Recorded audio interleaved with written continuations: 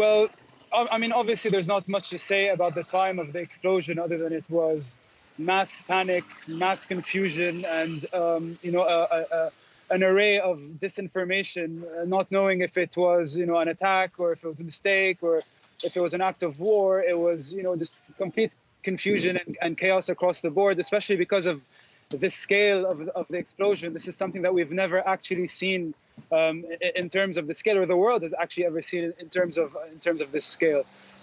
Since then, the efforts and the confusion have turned into communal work, into togetherness, into unity, especially from a community and citizen led level, where you're just seeing people tirelessly not sleeping at night, taking matters into their own hands, creating food banks, making sure that people who are displaced or are now homeless to find their own places. And it's switched from a day of panic and pause to hours of mobilization and feeling like all we have is each other, and this is something that we have to do. Yeah, so you're saying it's come down to a community response, that the community is rallying together to get through this. Yeah, absolutely. I mean, our government is inactive. It's just there by name. And that, the government inaction and the government ignoring the people and the people's demands is what led to this explosion. They're going to try to play a blame game. And since then, we've heard no one take responsibility. We've heard no one come out other than the regular statements that they say, that they're going to find an investigation and they're going to try the people responsible. But we know for a fact that that's empty talk, because since our October revolution and uprising, there hasn't been one person held accountable. So I don't see why this time it will be different, especially from the government. So yeah. Sorry, go ahead. No, you keep going. So I'm just saying that in the vacuum of government and governance, more than anything else, time and time again, you've just seen community response and the community taking care of one another. Well, the economy was already in tatters in Lebanon, and you cite there that you're not expecting the government to step up. So for those people who have lost loved ones and have lost their homes, what are they going to do?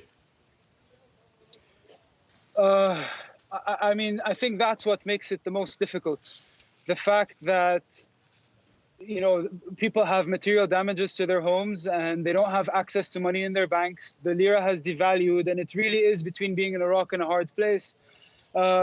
So, I mean, I don't think that any of us have any other choice other than to continue this fight to try and get this criminal regime out of here.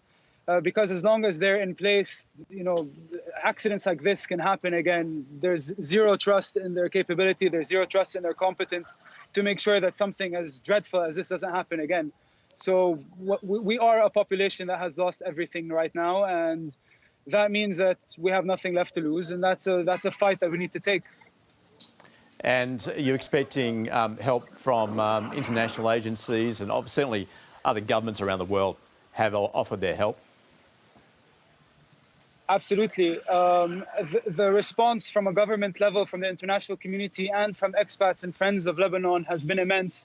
And it's been humbling how in the last 24 hours we've been able to raise the amounts of funds that we have raised. And but again, I don't mean to bang on the same drum here, but the humanitarian part has been covered, and that's also been covered by expats and the community. What we really need the international community to do is, on a political level, remove the cover from this political regime, because this political regime has only been empowered by the support and the cover that they have from the international community. And, while we take care of the humanitarian aspect, and of course, humanitarian support is critical and super important, but more importantly, the Lebanese people need the international community to rally with us against this regime to make sure that we get the change and the reforms that we deserve. Samer Makarem, thanks very much, and all the best with the days ahead. Thank you, Andrew, for hosting us.